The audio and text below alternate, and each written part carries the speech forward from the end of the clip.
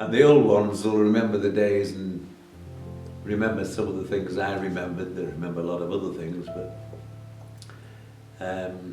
no, I think it's an excellent thing to have in the archives. I dread to think of in 50 years' time what people are going to think of this old duffer, but we'll see.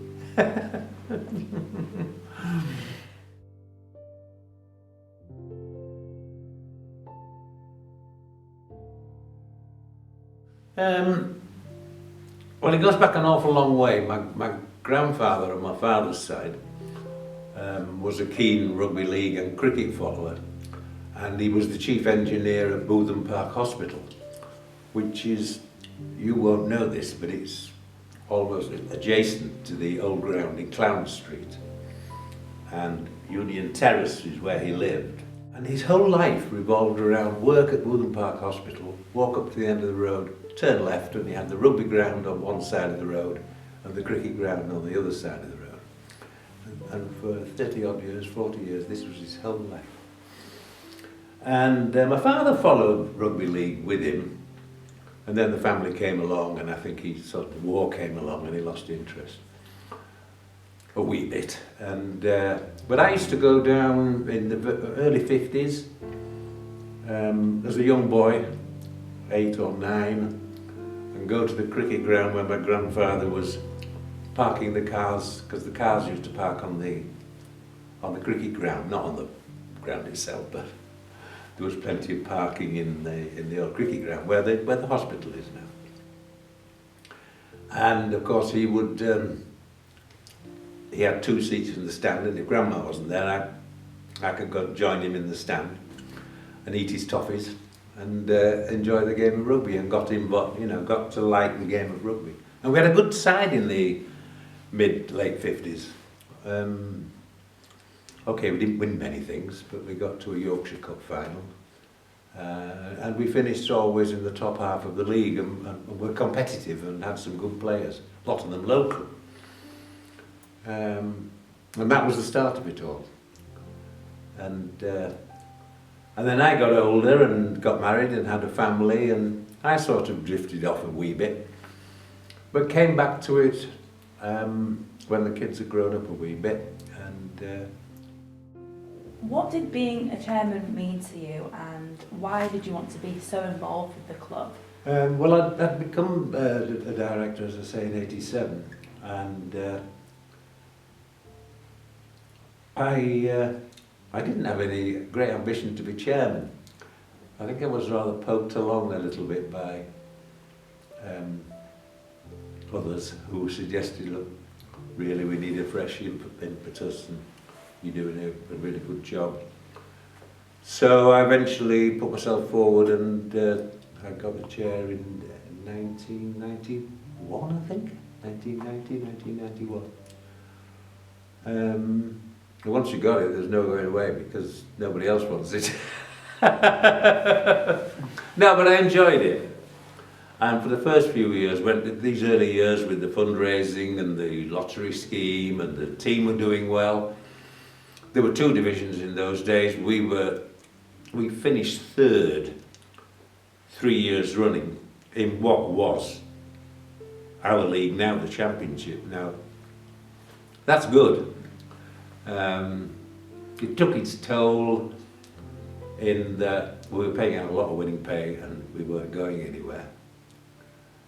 And gradually, the expense of operating out of what was an inadequate stadium with inadequate facilities was taking its toll, and we were becoming less able to attract better quality players.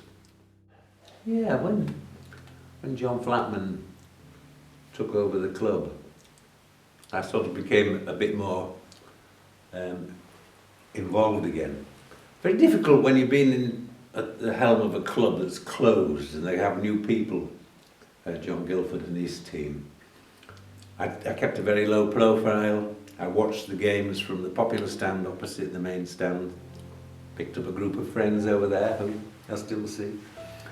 And didn't get involved at all on the corporate side at all. But when John came in, I thought I could have a nice package and have, you know, pre-match meals and all this sort of thing. And I got to know John, and yeah, I think with a little prompting from a friend of mine, a gentleman who's also been interviewed, I was asked if I would like to be the Honorary President of the club. And I thought, that's wonderful. I love that. That's really, really nice. And it's a wonderful, wonderful position because I get all the perks and I have absolutely no responsibility whatsoever. It's wonderful. And I get to meet all my friends and yeah, it's good. I hadn't thought about that one. Fondest memory of the club? Just really being here with Jean and enjoying the match days in the old ballroom at the old stadium with guests, and yeah, just having fun generally. Yeah, there's so many highlights. We never won anything, which was a bit sad in that. My time as chairman. Moving here up to the Huntington Stadium at the time was exciting, but when you look back, I suppose I'm getting old. Well, I am old.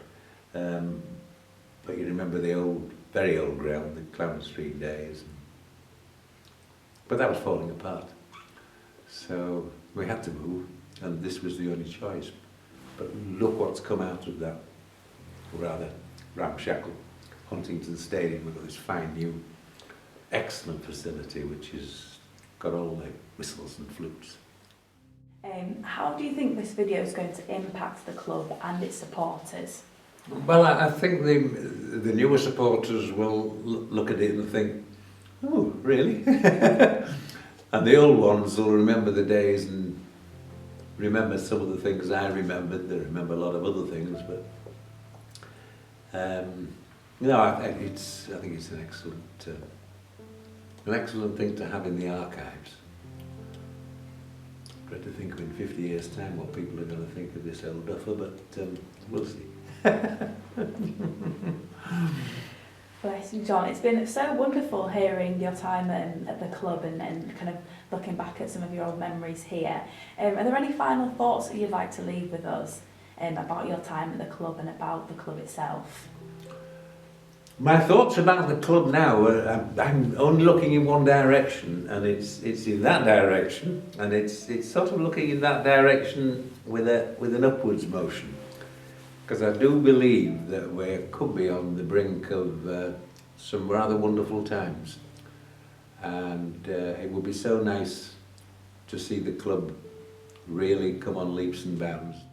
Yeah, I got together with Jean in 1980, and we went together to the Challenge Cup final at Elland Road, when semi-final, when York played Wigan.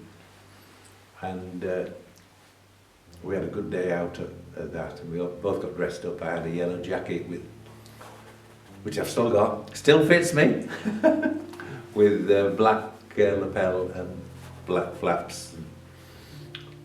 Yeah, it was a good day out. Jean had lovely long red hair, and she had it all tied up with yellow and black ribbons. And we had a good day out there.